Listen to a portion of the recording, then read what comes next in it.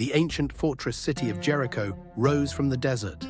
Massive stone walls, watchtowers reaching toward the sky.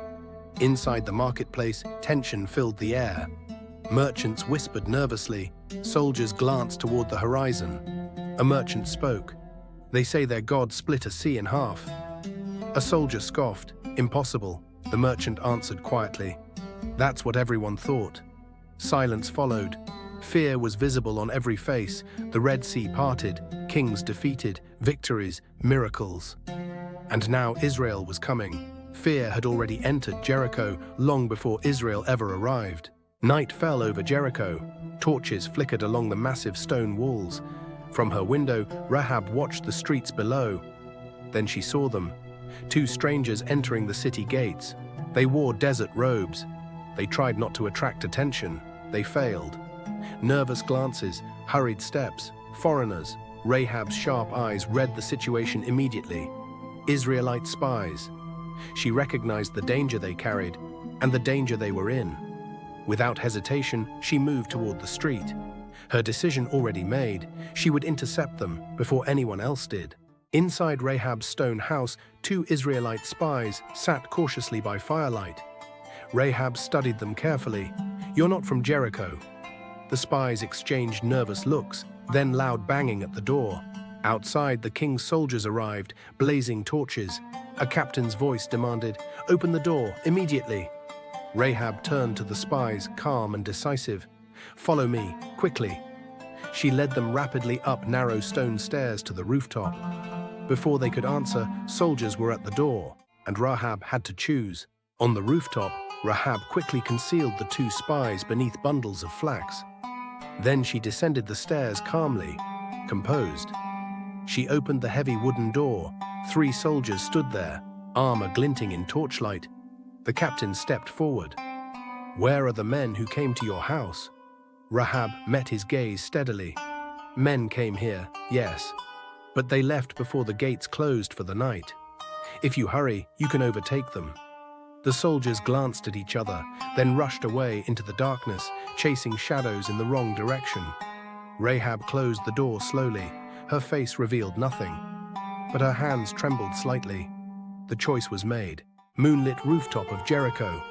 The city lay quiet beneath them. Rahab approached the hidden spies. "You can come out now." The spies emerged cautiously. She looked toward the distant Israelite camp. "I know who you are. Everyone in Jericho knows. We've heard about the Red Sea, the kings your God defeated, the victories, the miracles." One spy asked, "Then why help us?" Rahab's eyes filled with conviction. "Because your God is God, in heaven above and on earth beneath." The spies exchanged looks. Her faith was undeniable. The whole city trembled, but Rahab believed, and belief became her protection. On the rooftop under moonlight, Rahab spoke quietly but urgently. "When your people come, save my family, my father, my mother, my brothers, my sisters. Promise me." The second spy answered, "We swear it."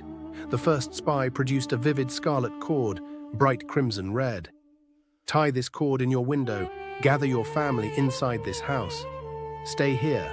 Anyone inside will be spared. We give you our word." Rahab took the cord reverently, holding the scarlet thread carefully. "I understand. A promise made on a rooftop, sealed with a scarlet thread, a covenant between faith and mercy." Rahab tied the scarlet cord in her window, bright crimson red against grey stone. Neighbors stared. Inside, her family gathered, her father, her mother, brothers and sisters, all trusting her. Outside, the Israelite army marched toward Jericho. Priests carried the ark. Trumpets sounded. Warriors walked in formation. The scarlet cord hung prominently in Rahab's window. Visible, a declaration of faith. Israel circled the walls, once, twice, 7 times over 7 days. And Rahab waited. A single thread became a sign visible to heaven and earth. The 7th day, the 7th time around. The priests blew the trumpets, one long blast. The army shouted as one, the earth shook. Ancient stones cracked, section after section collapsed in massive dust clouds. Walls that stood for generations fell in moments. Chaos, screaming, crumbling stone, except one small section. Rahab's house stood firm, the scarlet cord hung from the window, inside her family huddled, praying, outside destruction, inside divine protection. The cord held. When the dust settled, Rahab's house remained, untouched, the scarlet thread still visible. The woman once known only by her reputation became part of God's redemption story. Generations later, her name would appear in the lineage of the Messiah. The outsider became family. God often writes his greatest stories through the people least expected to be included in them. Sometimes all it takes is faith and a scarlet thread hanging from a window.